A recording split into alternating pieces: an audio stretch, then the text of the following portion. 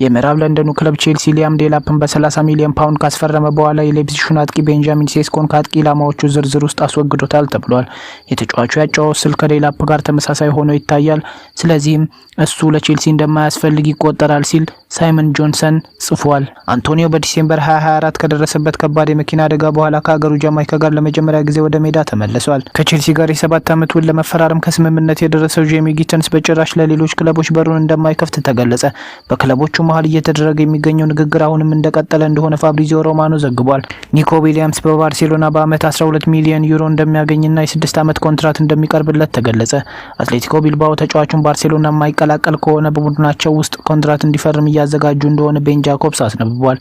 ማን ዩናይትድ ሶስተኛ ግብ ጠባቂያቸውን ሂተንን ኮንትራት እስከ 2026 ለማድረስ ከስምምነት ደርሰዋል። ባርሴሎናዎች ሉዊስ ዲያዝን ከዝውውር ዝርዝራቸው ውስጥ እንዳወጡት ሙንዶ ዲፖርቲቮ ዘግቧል። ቀጣዩ የውድድር ዘመን የእንግሊዝ ፕሪሚየር ሊግ የጨዋታ መርሃ ግብር ይፋ ሊደረግ አንድ ቀን ብቻ እንደቀረው ተገልጿል። ሪያል ማድሪዶች ቪክተር ዮኬሬሽን ለማስፈረም ቀርቦላቸው የነበረውን እድል ውድቅ አድርገውታል ሲል ማሪዮ ኮሬታኛ አስነብቧል። ዴቪድ ሞይስ ካይል ዎከርን ለኤቨርተኖች ጥሩ ኢላማ መሆኑን አረጋግጧል።